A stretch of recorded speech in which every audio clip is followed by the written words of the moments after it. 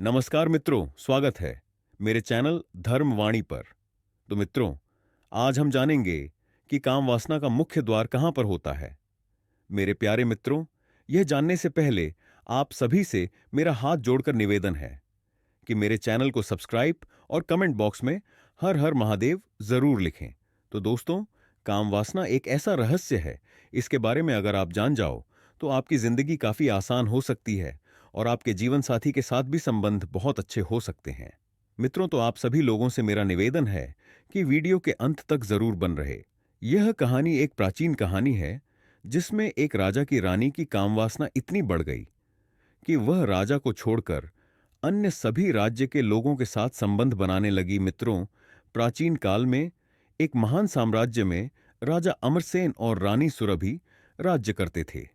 राजा अपने वीरता और न्यायप्रियता के लिए प्रसिद्ध थे, लेकिन उनकी एक कमजोरी थी, काम वासना। राजा का मन अपने कर्तव्यों से हटकर भौतिक सुखों और आकर्षणों में उलझने लगा। एक दिन राजगुरु ने राजा को समझाया, हे राजन, काम वासना एक अग्नि की तरह है। यदि इसे नियंत्रित न किया जाए तो यह आपके साम्राज्य और आपके आत्मसम्मान को जला सकती है। लेकिन राजा ने इसे अनसुना कर दिया। परिणाम स्वरूप राजा ने अपने कर्तव्यों की अनदेखी करना शुरू कर दिया। प्रजा की समस्याएं बढ़ने लगीं, राज्य में अराजकता फैल गई और पड़ोसी राज्यों ने उनके साम्राज्य पर हमला करने की योजना बनाई। रानी सुरभि ने राजा को यह सब होते हुए देखा। वह अत्यंत बुद्धिमान और सशक्त थीं। उन्होंने राजा को एक दिन महल के सबसे शांत हिस्से में बुलाया और एक कटोरे में जल भरकर सामने रखा। रानी ने कहा, राजन, इस जल को अपने सिर पर रखकर महल के चारों ओर बिना गिराए चलिए। यदि एक बूंद भी गिरेगी तो आपकी प्रतिष्ठा खत्म हो जाएगी। राजा ने यह चुनौती स्वीकार कर ली। उन्होंने कटोरे को अपने सिर पर रखा और पूरे महल में घूमे।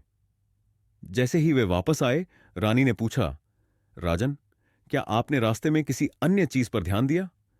राजा ने कहा, नहीं रानी, मेरा सारा ध्यान केवल इस कटोरे के जल को गिरने से बचाने पर था। तब रानी ने उत्तर दिया, राजन, जैसे आपने इस कटोरे को गिरने नहीं दिया, वैसे ही आपको अपने मन और इंद्रियों को भी नियंत्रित करना चाहिए। यदि आप अपने ध्यान को अपने कर्तव्यों और प्रजा की सेवा पर केंद्रित करेंगे तो काम वासना आपको विचलित नहीं कर पाएगी। इस बात ने राजा को गहराई से प्रभावित किया। उन्होंने अपने जीवन में संतुलन बनाना सीखा और प्रजा की भलाई के लिए पुनः काम करना शुरू किया। उनका साम्राज्य फिर से समृद्ध हुआ। शिक्षा। काम वासना पर विजय पाने का सबसे अच्छा उपाय है आत्मनियंत्रण और अपने जीवन के उद्देश्य पर ध्यान केंद्रित करना। इच्छाओं को नियंत्रित करना ही सच्चे शासक और व्यक्ति का धर्म है। बहुत समय पहले धर्मपुर नामक एक समृद्ध राज्य था। उस राज्य के राजा सूर्य प्रसाद अपनी वीरता, ज्ञान और नेतृत्व क्षमता के लिए प्रसिद्ध थे। उनके साथ रानी सुमित्रा थीं, जो अपनी बुद्धिमत्ता और धैर्य के लिए जानी जाती थीं। लेकिन राजा सूर्य प्रसाद की एक कमजोरी थी, उनकी बढ़ती हुई कामवासना, जिसने उनके राज्य और व्यक्तिगत जीवन में उथल-पुथल मचानी शुरू कर दी। कहानी की शुरुआत। सूर्य प्रसाद ने अपने शुरुआती वर्षों में न्याय और धर्म का पालन करते हुए राज्य को उन्नति के शिखर पर पहुंचाया। लेकिन जब उनके जीवन में भौतिक सुख सुविधाएं बढ़ीं, तो उनकी प्राथमिकताएं बदलने लगीं। महल की भव्यता, दरबार की सुंदर दासियां और राज्य की प्रतिष्ठा उन्हें आत्म अनुशासन से दूर ले गई। रानी सुमित्रा ने इस बदलाव को महसूस किया। उन्होंने देखा कि राजा अपने कर्तव्यों से विमुख हो रहे थे। प्रजा की समस्याएं अनसुनी हो रही थीं और पड़ोसी राज्य उनकी कमजोरी का लाभ उठाने के लिए तैयार बैठे थे। कामवासना का प्रभाव, राजा सूर्य प्रसाद का झुकाव धीरे धीरे महल की दासियों और अन्य महिलाओं की ओर बढ़ने लगा। वह अपने समय का अधिकांश भाग भोग विलास में बिताने लगे। इसका असर उनकी निर्णय क्षमता और राज्य की सुरक्षा पर पड़ने लगा। राजा के इस व्यवहार के कारण दरबार में असंतोष फैलने लगा और राज्य के मंत्री चिंतित हो गए। रानी सुमित्रा ने स्थिति को संभालने का निश्चय किया। वह जानती थीं कि केवल प्रेम और समझदारी से ही राजा को इस मार्ग से हटाया जा सकता है। रानी का उपाय, रानी ने राजा को एक दिन शांत वातावरण में आमंत्रित किया उन्होंने कहा, हे राजन, मैं आपके साथ एक कहानी साझा करना चाहती हूं। रानी ने राजा को एक साधु की कहानी सुनाई, जिसने अपनी इच्छाओं को नियंत्रित कर स्वयं को उच्चतम ज्ञान तक पहुंचाया था। रानी ने कहा, कामनाएं मानव जीवन का स्वाभाविक हिस्सा हैं, लेकिन जब वे नियंत्रण से बाहर हो जाती हैं तो विनाश का कारण बनती है। परिवर्तन का प्रयास रानी ने राजा को सुझाव दिया कि वे कुछ समय के लिए जंगल में एकांतवास करें। राजा ने रानी की बात मान ली और दोनों एक छोटे से आश्रम में रहने लगे।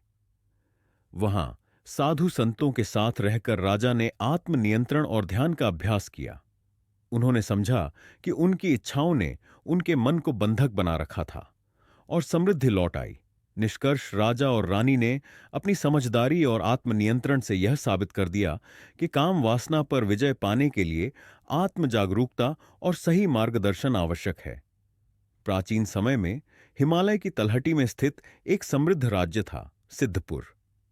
इस राज्य का राजा विराटसेन अपनी शक्ति, सुंदरता और महानता के लिए जाना जाता था।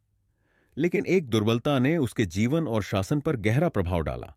वह थी उसकी अनियंत्रित काम वासना। कहानी की शुरुआत, राजा विराटसेन युवावस्था में ही राज्य का उत्तराधिकारी बन गया।